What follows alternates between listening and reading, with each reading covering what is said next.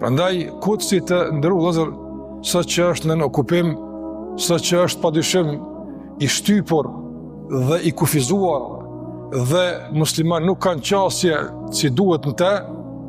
dhe fatkeqësisht njolloset shetnia e xhamisë kohë pas kohë nga njerëz të papërgjithshëm, ka qenë vend i pejgamberëve, ka qenë vend ku është adhuru Allahu te barek ve taala, ka qenë vend ku pejgamberi jon Muhamedi alayhi salatu wasalam i ka taku pejgambert Allahu xhallahu ala dhe pe aty është ngjitë në qiell takim me Allahun te barek ve taala. Andaj lidhja jon me këtë xhami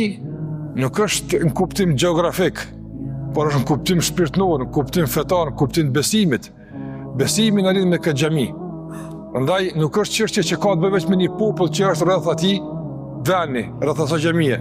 por ka të bëjë me gjithë besimtarët kudo që janë në botë, ju përket ajo xhami.